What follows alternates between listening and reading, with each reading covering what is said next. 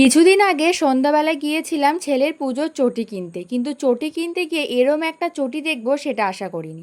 দেখো, আমরা রেডি হয়ে বেরিয়েছিলাম, আমাদের সামনেই একটা দোকান আছে যেই দোকান থেকে আমরা 12 মাস চটি কিনি। তো সেই দোকানে গিয়েছিলাম চটি কিনতে, পুজো বলে রীতিমতো একটু ভিড় আছে। তো প্রথমেই গিয়ে এই চটিটা দেখছি, খুব একটা ভালো লাগছে না। আর এখানে দেখো সবই বুট। আমি বুট নিতে চাইছি না, কারণ ও তো জন্মদিনে একটা বুট কিনেছে, ওই জন্য আর আমি বুট নিতে চাইছি না। যেটা পছন্দ করেছিলাম সেটা ওর পায়ে হচ্ছে না। তো যথারীতি ওর বাবা বলল যে তাহলে থাক, এই বুটটাই নিয়ে নাও। তো এই বুটটা আমার খুব পছন্দ হয়েছে। আর এই বুটের যে কি নতুনত্ব আছে সেটা আমি তোমাদের বাড়ি গিয়ে দেখাচ্ছি।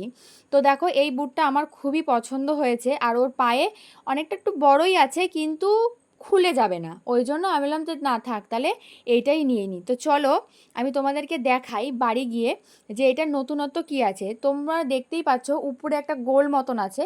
এই যে গোলটা আছে না, এই গোলটা যখন তুমি ঘোরাবে, তখন এই যে তার মতন যেটা তোমরা দেখতে পাচ্ছ সেই তারটা আটকে যাবে। মানে যখন আমরা ফিতে লাগাই, যেমন আমরা বেঁধে দিই যেমন আটকে যায়, এটাও সেরকম আটকে যাবে। এটা ফিতে লাগবে না, জাস্ট এরকম করে ঘুরিয়ে দেবে, আটকে যাবে। আবার উপরে টান দিয়ে ঘুরিয়ে দেবে, এটা আবার লুজ হয়ে যাবে।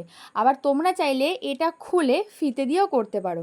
একদম নতুনত্ব না বলো? আমি তো পুরো অবাক হয়ে গেছি এরম চটি দেখে।